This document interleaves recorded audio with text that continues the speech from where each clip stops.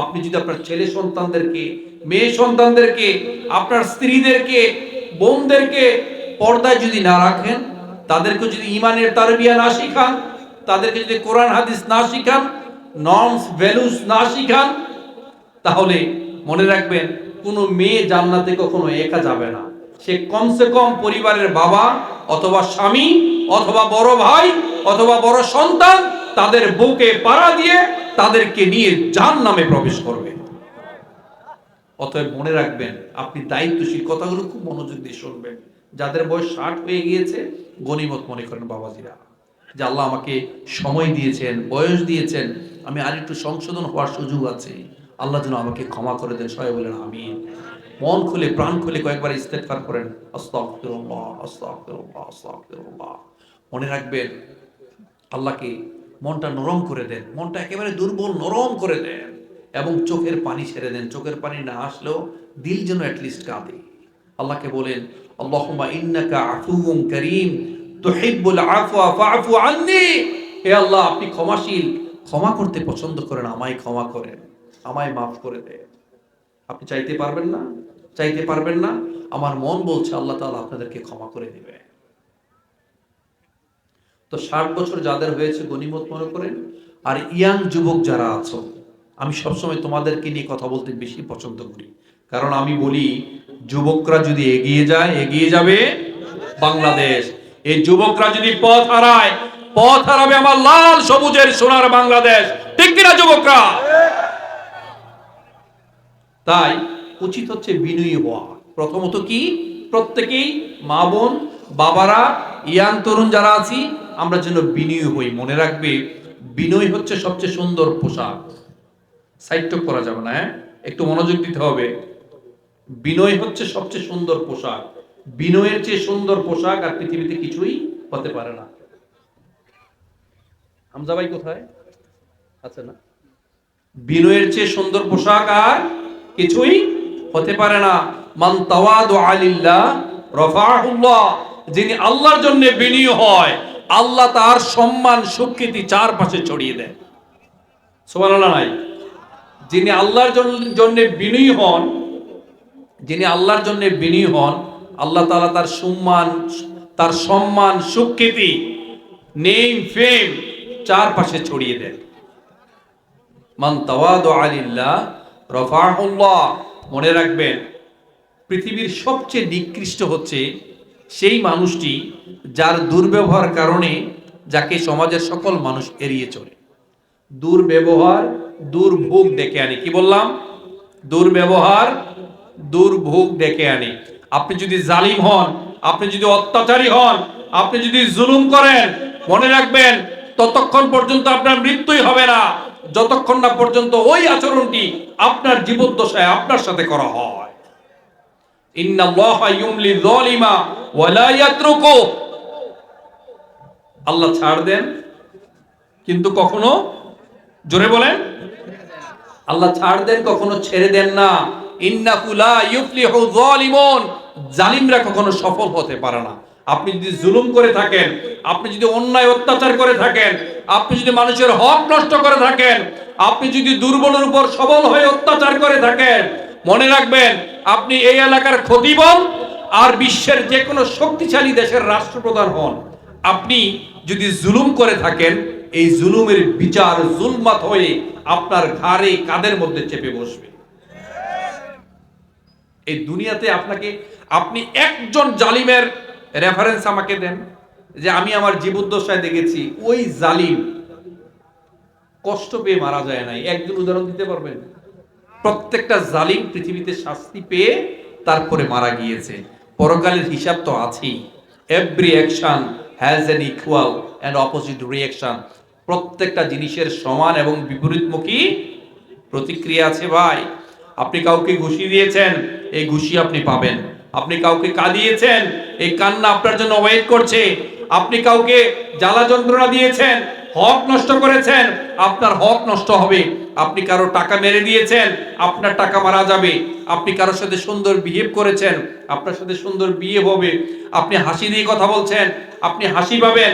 আপনি মন খুলে প্রাণ খুলে দুই হাত খুলে দান করছেন, আপনার কাছে প্রকৃতির নিয়মেই বহুগুণে প্রবৃদ্ধি হয়ে আপনার পকেটে আবার টাকা ঢুকবে। ঠিক কিনা বলেন?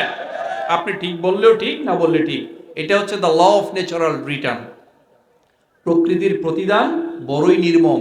It's very crucial, it's very important. রক্তের ঋণ রক্ত দিয়েই শোধ করতে হয়। ঠিক না বলেন? তাই আমি প্রথম কি বলেছি, আমার যুবকরা, মুরব্বীরা, আমার সম্মানিত মা বোনেরা, বিনয়ী হওয়া লাগবে। বিনয়ের সম্পর্কে অত্যন্ত চমৎকার একটা হাদিস এসেছে সুনানে আবু দাউদে। শুনবেন আপনারা? মনোযোগ আছে? লিল্লাহি তাকবীর, লিল্লাহি তাকবীর। আপনারা যদি আমাকে সাপোর্ট দেন, সর্বশেষ যদি এভাবে বসে থাকেন, আপনারা যতক্ষণ চান আমি ততক্ষণে আলহামদুলিল্লাহ কথা বলবো। যেহেতু প্ল্যান প্রোগ্রাম নিয়ে এসেছি, আজকে যতক্ষণ কথা বলতে পারি।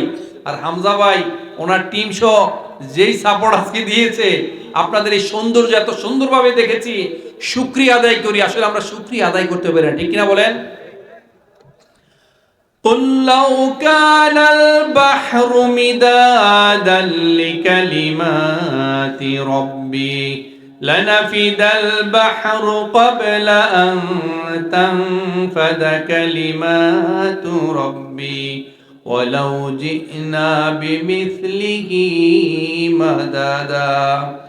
সাগরের জলকে কালি করে, গাছের পাতাকে খাতা করে, তোমার মহিমা লেখা শেষ হবে না, যদিও লিখি প্রভু জীবন ভরে।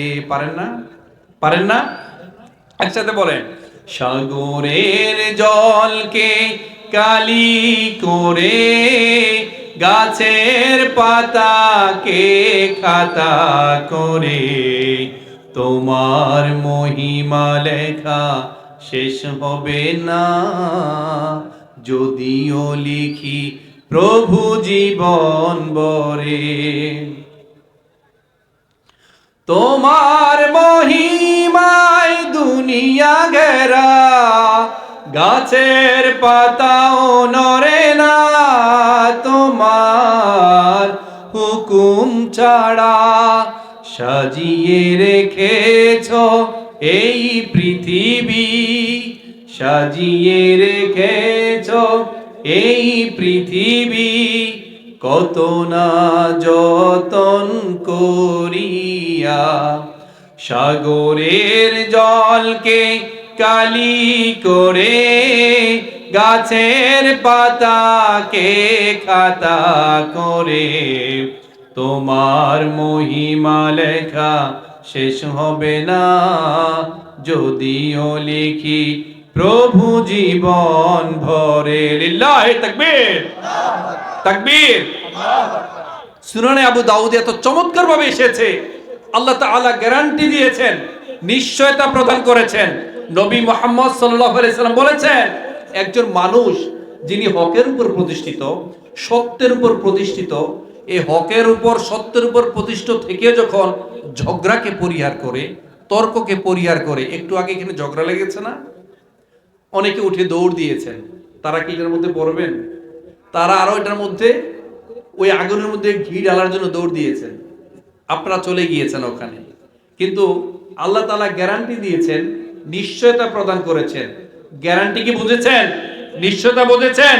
নবী মুহাম্মদ সাল্লাল্লাহু আলাইহি সাল্লাম বলেছেন, ওই ব্যক্তি যিনি হকের উপর প্রতিষ্ঠিত থেকেও, সত্যের উপর প্রতিষ্ঠিত থেকেও যখন তর্ককে পরিহার করলো, তর্ককে অ্যাভয়েড করলো, আল্লাহ তাআলা গ্যারান্টি দিয়েছেন, নিশ্চয়তা প্রদান করেছেন, ওই ব্যক্তিটিকে জান্নাতের মাঝখানে, জান্নাতের আঙ্গিনায়, ওই ব্যক্তিটিকে জান্নাতের আঙ্গিনায় একটা বিশাল বড় অট্টালিকা দান করা হবে।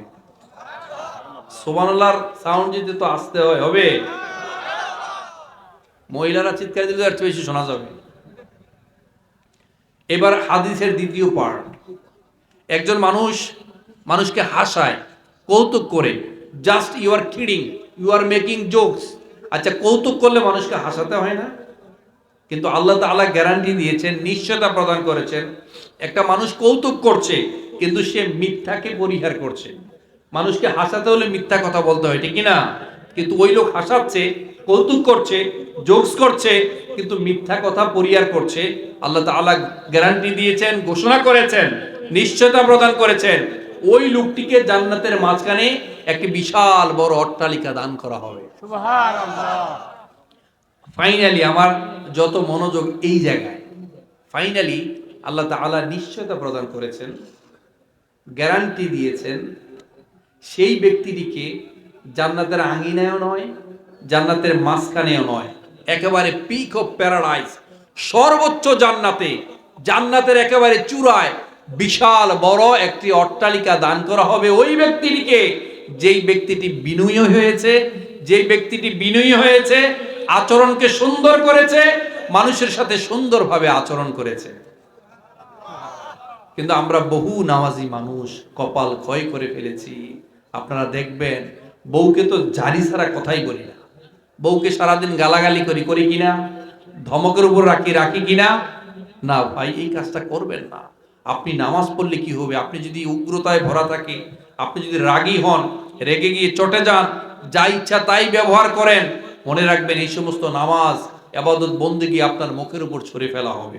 খয়রুকুম লিআহলিহি ওয়া আনা খয়রুকুম লিআহলি।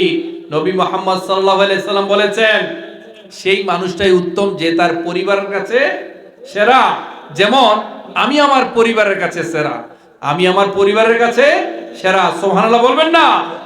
এই কারণে ভাই, কাল হাসরের দিন বউর কাছে কিন্তু আপনার সম্পর্কে জিজ্ঞেস করা হবে, আপনার স্বামী কেমন ছিল। তখন যদি সে বলে সে আমাকে সারাটা জীবন জ্বালিয়েছে, কষ্ট দিয়েছে, কাঁদিয়েছে, আপনার উপায় আছে? আর আজকে কি করবেন মুরব্বী বাবাজিরা, যারা বিয়ে শাদী করছেন গত 80টা বছর, বউকে একবারও বলতে পারেন না আমি তোমাকে ভালোবাসি।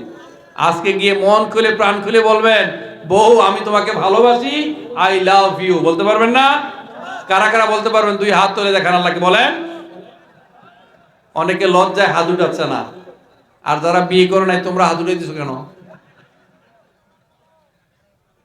বাবা যারা আছেন, বাচ্চাদেরকে সময় মতো বিয়ে দিয়ে দিবেন, সময় মতো বিয়ে দিয়ে দিবেন।